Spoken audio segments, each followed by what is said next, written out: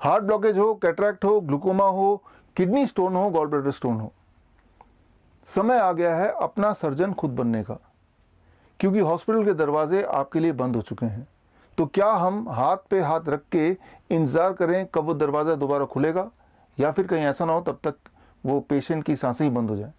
क्या हम इसके बियॉन्ड भी कुछ कर सकते हैं? The answer is yes. हम कर सकते हैं, बहुत कुछ कर सकते हैं, बहुत अच्छा कुछ कर सकते हैं। लेकिन आगे बढ़ने से पहले मैं एक अपडेट देना चाहूँगा अपने व्यूअर्स को।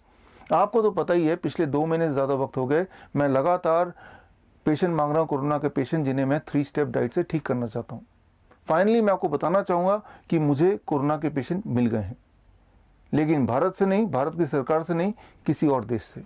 इसीलिए कॉन्फिडेंशियलिटी की वजह से इससे आगे मैं फ़िलहाल और डिटेल नहीं दे पाऊँगा। तो बात करते हैं आज के टॉपिक की, how to become your own surgeon.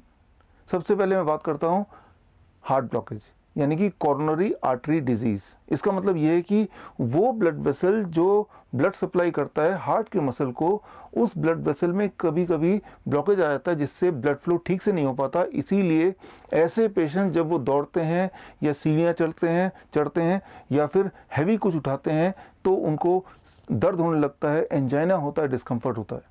ऐसे में डॉक्टर बोलते हैं एंजियोप्लास्टी करा लो, बाईपास सर्जरी करा लो।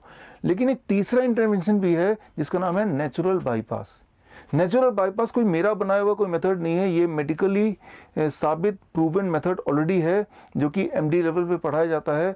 और नेचुरल बाईपास मतलब आपका बॉडी खुद ही सर्जन बन के ब्लॉकेज को रिपेयर करने का काम शुरू कर देता है। मैं इसको समझाता हूँ आसान शब्दों में। जब आप कोई कार खरीदते हैं, कार में 4 पहिए होते हैं, 4 पहिए के साथ साथ एक 5वां पहिया भी मिलता है आपको, जिसे हम बोलते हैं स्टेपनी। उस वक्त तो उस पहिए का कोई काम नहीं होता, लेकिन वो जो मैन्युफैक्चरर है उसने वो पहिया इसलिए डाल दिया कि आपकी सफ़र में कहीं अगर कोई एक पहिया पंचर हो जाए तब आप उसे रिप्लेस कर देंगे विद स्टेपनी, ताकि वो जर्नी आगे तक चले, बीच में ही ना रुक जाए। ठीक उसी तरह से आपका और मेरा मैन्युफैक्चरर यानी कि भगवान ने जब हमें बनाया तो हमारे बॉडी में हज़ारों की तादाद में स्टेपनी डाल दी, जिसे हम बोल सकते हैं मेडिकल भाषा में कोलैटरल आर्टरीज, ताकि ज़िंदगी के सफ़र में कहीं अगर कोई एक ब्लॉकेज कहीं आ जाए तो वो जो स्टेपनी कोलैटरल आर्टरीज है, बॉडी उसे यूज़ करके आपकी ज़िंदगी की गाड़ी को आगे तक ले जाए। ये जो कोलैटरल आर्टरीज होते हैं वो बहुत ही छोटे होते हैं, माइक्रोस्कोप से वो आप देख सकते हैं। वो नेटवर्क की तरह पूरे बॉडी में है, अनयूज्ड लाइक द स्टेपनी। तो जब भी कभी ब्लॉकेज हो, चाहे वो हार्ट में हो या कहीं और भी हो, तो बॉडी अक्सर उस स्टेपनी को यूज़ कर लेता है। लेकिन बॉडी उस स्टेपनी को यानी कि कोलैटरल आर्टरीज को यूज़ तभी कर सकता है जब बॉडी के अंदर नाइट्रिक ऑक्साइड की प्रोडक्शन बढ़ जाए। नाइट्रिक ऑक्साइड की प्रोडक्शन को बढ़ाने के लिए बॉडी को खास तरह की न्यूट्रिशन की आवश्यकता है। उस न्यूट्रिशन के मिलते ही बॉडी अपना नाइट्रिक ऑक्साइड प्रोडक्शन इनहेंस कर देता है, जिससे कोलैटरल आर्टरीज के माध्यम से blood vessels which is a blood vessel, blood supply होता है to the heart, and heart starts functioning like before, पहले की तरह जब वो बहुत स्ट्रांग था। तो आपको क्या करना है, इसके लिए सिर्फ आपको करना है, you have to start with DIP diet phase 2। DIP diet phase 2 को अपनाना है। अब DIP डाइट फेज 2 क्या है, इसके लिए स्क्रीन पे दिए हुए लिंक में जाके आप वीडियो देख सकते हैं। ये वीडियो मैंने अभी रिसेंटली बनाया था, मेरे यूट्यूब चैनल में, फेसबुक में, टेलीग्राम में है, लेकिन हो सकता है कि यहाँ से डिलीट हो जाए। अगर डिलीट हो जाता है तो मेरे वेबसाइट vishwaroop.com/corona में जाके ये वीडियो देख सकते हैं। तो इस वीडियो को देखने से DIP डाइट क्या है और DIP डाइट फेज 2 क्या है वो आपको पता चल जाएगा। तो आपको सिर्फ इतना करना है कि DIP डाइट फेज 2 पे रहना है, और साथ में ग्रीन और रेड जूस, ग्रीन मतलब स्पिनच यानी कि पालक, और रेड मतलब टमाटर या चुकंदर, इनमें से कोई भी एक वेजिटेबल लेंगे घुमा फिरा के, और उसका करीब 200 से 250 ml जूस निकालेंगे, फ्रेश जूस, और उसको पीने में लगने चाहिए 10 से 15 मिनट। जब पेट भरा हो तब नहीं, जब पेट खाली हो, जैसे लंच से पहले या डिनर से पहले, ऐसे टाइम पे। और ऐसा अगर आप 1 महीने तक कर सकते हैं तो ऑन एवरेज मैंने देखा है कि इट टेक्स ओनली 1 मंथ, और उसके अंदर ही ब्लॉकेज ऑलमोस्ट चला जाता है। अच्छा, कैसे पता चलेगा ब्लॉकेज चला गया? बड़ा ही सिंपल है। अगर वही वाली एक्टिविटी जिसके करने से आपके एंजाइना होता था यानी कि पेन, अब अगर उसी एक्टिविटी से पेन नहीं हो रहा है, इसका मतलब आइदर ब्लॉकेज बहुत छोटा हो चुका है या गायब हो चुका है। जब आपको आराम मिल जाए, जब पेन गायब हो जाए, उसके बाद फेज़ 2 डीआईपी डाइट की जगह अगर आप चाहे तो स्टैंडर्ड डीआईपी डाइट पे ही रह सकते हैं for rest of the life, number 1। Number 2, जो ग्रीन एंड रेड जूस है उसका काम खत्म हो चुका है, अगर आप चाहें तो उसको डिसकंटिन्यू भी कर सकते हैं। तो लेकिन डीआईपी डाइट में रहना ज़रूरी है ताकि इस तरह के प्रॉब्लम दोबारा कभी ना हो, दोबारा ब्लॉकेज हो ही ना। ये तो ही हार्ट की बात। अब करते हैं कैटरैक्ट की बात, ग्लूकोमा की बात, या फिर कई सारे लोग हैं जिनके मोटे मोटे चश्मे लगे हैं, वो चश्मों से छुटकारा पाना चाहते हैं, उनकी बात। बहुत ही सिंपल है आपके लिए, आपको भी डीआईपी डाइट फेज़ 2 में रहना है। It takes about 3 months time, 3 महीना ऑन एवरेज लगता है फॉर कैटरैक्ट, ग्लूकोमा या चश्मे से मुक्ति पाने के लिए। DIP diet phase 2 plus shoulder neck and I rotation exercise every day for 15 to 20 minutes. अब ये shoulder neck and I rotation exercise क्या होता है जानने के लिए आप स्क्रीन पे दिए हुए उस लिंक में जाके मेरे वीडियो को देखेंगे, जो कुछ साल पहले मैंने बनाया था। मेरे यूट्यूब चैनल में है, मेरे फेसबुक में भी है। और इस वीडियो को देख के, वो एक्सरसाइज सीख के आप उसको अपनाएंगे हर दिन 15 से 20 मिनट कभी भी इसको करेंगे, and it takes on average about 3 months time. और आप देखेंगे कि कैटरैक्ट वाली प्रॉब्लम, ग्लूकोमा वाली प्रॉब्लम ऑलमोस्ट चली जाएगी।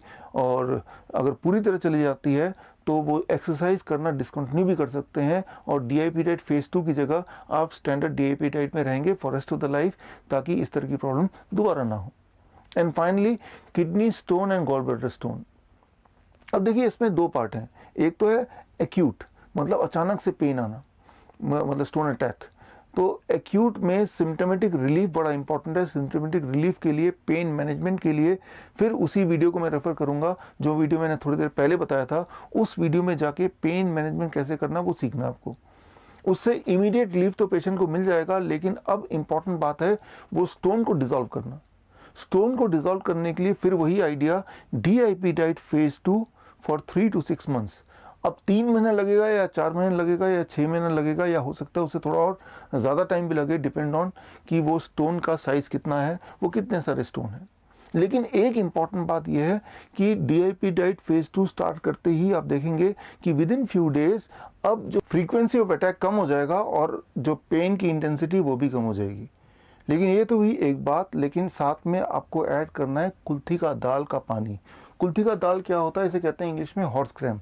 अब देखिए, ये है हॉर्स ग्राम, और ये हॉर्स ग्राम करीब 20 ग्राम कुल्थी का दाल लेना है, एक मुट्ठी भर, और लेके उसको 200 ml पानी में आपको बॉईल करना है तब तक जब तक कि 200 ml पानी 100 ml में कन्वर्ट ना हो जाए। और वो जो 100 ml है उसे छान लेना है वो पानी को, और उसका आधा पानी यानी कि 50 ml पानी आपको लेना है ब्रेकफास्ट से पहले खाली पेट में, और आधा लेना है 50 ml जो बचा हुआ है वो डिनर से पहले। और ऐसा तब तक करना है जब तक कि स्टोन रहेगा, जो किडनी स्टोन है या फिर गॉल ब्लैडर स्टोन है। अच्छा, कैसे पता चलेगा कि स्टोन है अभी? उसका बड़ा सिंपल तरीका है। अगर लगातार 1 महीने तक पेन नहीं हो रहा है, कोई डिस्कम्फर्ट नहीं है, तो इसका मतलब ये है कि स्टोन या तो पूरी तरह डिसॉल्व हो गया है या बहुत ही छोटा हो गया है। और ऐसे केस में आप क्या कर सकते हैं, ये कुल्थी का दाल का पानी यानी कि हॉर्स ग्राम का जो पानी है, बॉइल्ड वाटर, बॉईल करने के बाद का जो पानी है, उसको आप डिसकंटिन्यू कर सकते हैं। लेकिन फेज़ 2 वाले डाइट को 1 महीना और चलाइए। और 1 महीने और चलाने के बाद भी कोई दर्द नहीं है, इसका मतलब श्योर हो गया कि वो स्टोन इज़ ऑलमोस्ट गॉन। अब आप चाहे तो standard DIP diet, the basic DIP diet पे रह सकते हैं for rest of your life, ताकि दोबारा से स्टोन बने ही ना। मैं उम्मीद करता हूं कि ये मेथड आप पे काम करेंगे। जैसे इस मेथड ने हज़ारों और पेशेंट को ठीक किया है, आपको भी लाभ मिलेगा। अगर आपको लाभ मिलता है, अगर ये मेथड काम करता है, तो you have to give me something in return. आप मुझे क्या देंगे? बहुत ही सिंपल है। सबसे पहले आप ये अंदाज़ा लगाइए कि अगर यही सर्जरी मुझे करानी होती तो कितना पैसा लगता।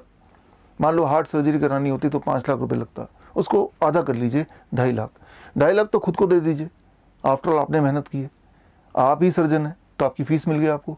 बाकी जो 2.5 लाख है वो अपने आसपास जो गरीब लोग हैं उनमें बांट दीजिए। वो लोग जो रोज़ कमाते हैं और रोज़ खाते हैं, पिछले 50 दिन से ना तो कमाया, शायद खाया भी नहीं होगा, काफ़ी लोग तो मर ही चुके होंगे, उनको सख्त ज़रूरत है आपकी। और जब आप देंगे तो ये मत समझिए कि आप कोई एहसान कर रहे हैं, एक्चुअली वो भी आपको रिटर्न में कुछ देंगे। जो भी मेथड मैंने आपको बताया, इस मेथड से लगभग 70, 80, 90% तो आप ठीक हो ही जाएंगे। लेकिन फिर भी गुंजाइश रह जाएगी 10 से 15% की। वो गुंजाइश को पूरा करेंगे वो लोग दुआएं देके, उनकी दुआएं ज़रूर काम करेगी, आप ज़रूर दोबारा हेल्दी हो जाएंगे। एक दिन हम ज़रूर मिलेंगे।